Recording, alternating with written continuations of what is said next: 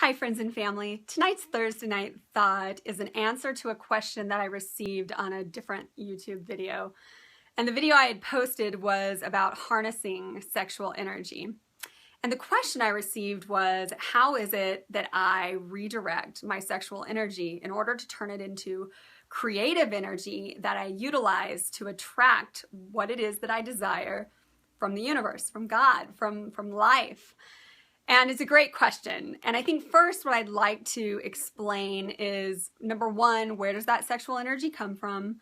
And then how does that progress so that I can explain to you how it is that I redirect it. So to give you an example, the first time you feel sexual energy is typically in a situation where you feel attraction or magnetism, polarity. So I find a person who walks in the room and I can look at that person and immediately there's a feeling of attraction there. There's something there that is making me feel alive inside. And that feeling is that sexual attraction, especially if it's someone who I am sexually attracted to. Meaning either I'm attracted to their energy, I'm attracted to their body, I'm attracted to some part of them, and it's keeping my attention and it's making me feel something inside of myself. Okay, this is where we tap into sexual energy.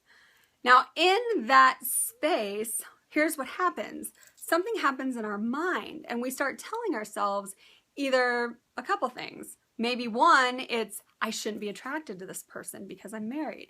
Or number two, Kai, I really just want to have sex with this person. What is it about this person that just keeps drawing me in?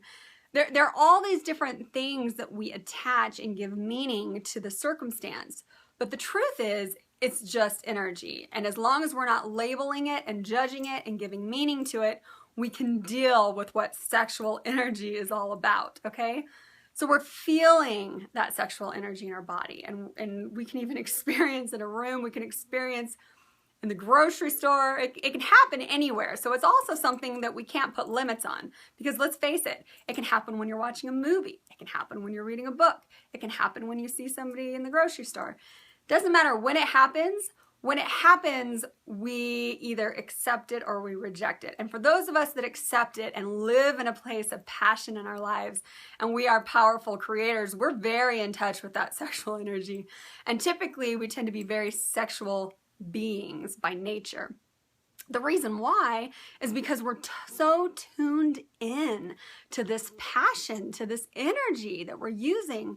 So how do I redirect this energy and not utilize it for a release, for a physical release of my actual body, but how do I redirect this energy so that it goes into my mind and allows me to create?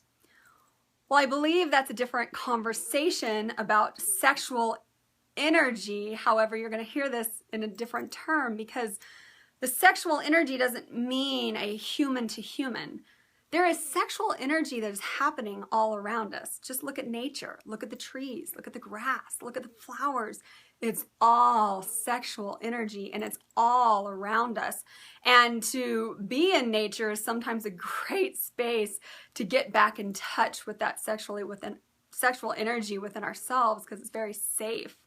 Many times I'll take my shoes off and walk in the grass, and I'll feel how, just something's tickling my toes, and I'll pretend it's my eternal lover. Or I'll be out in the outside and the wind will blow through my hair and I can just feel this eternal lover with me at all times, right? So you say sexual energy, and yes, I'm having a sexual relationship spiritually with that which I connect to. And for me, it's just a metaphor. It's a way of explaining this sexual energy. Okay, so back to what I was talking about. Sexual energy is coming up through the body. How do I redirect it so that I can bring it to my mind and therefore create with it?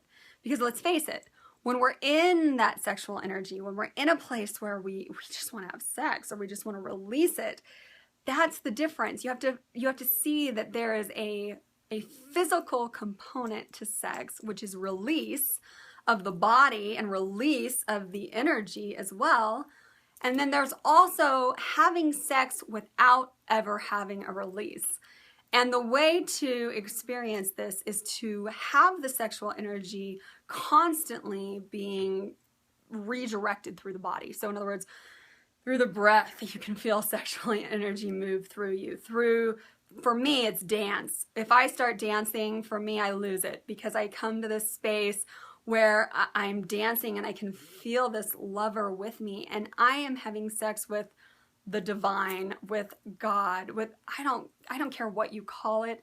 For me, it's just this knowledge that I am loved, I am appreciated, I am valued, I am worthy, I am beautiful, and I feel that in the presence of whatever it is I am experiencing at the moment. And that sexual energy is moving. So it's moving not just from a place in my body, it's moving to my mind where I'm literally having sex with the thoughts that are coming in and out of my mind. And these thoughts are beautiful thoughts. They're thoughts of complete worthiness. And in that space, when we feel worthy, when we feel passion, when we feel sexual energy, that is what we are attracting. So we're in this positive, beautiful space, and all of a sudden, ideas start coming to us. Or all of a sudden, we have that energy to sit down and write that book. Or all of a sudden, we have that energy to call up our friend and focus more on them and wanting to know what's going on in their life and to love them than it is for us to have sex. So the way you have to look at it is there's two different ideas of sexual energy. There's the physical release, which is just a release. It's just a body. It's just what we do. And it's something that we're going to continue to do because there's no fulfillment in that. However, when it's sexual energy, which is in our energy field, which then travels up into our consciousness, and not only are we looking at this person and we're experiencing sexual energy come up through our body. So for me, being a married woman, I used to have so many different thoughts around seeing another man and feeling attracted to them. It's so wrong, it's this, that, or the other. And when we start to shut down what it is that we authentically feel, that is the problem. So I've learned that, oh, no, okay, authentically, I feel completely attracted to this individual for whatever reason, and I'm not going to hide that.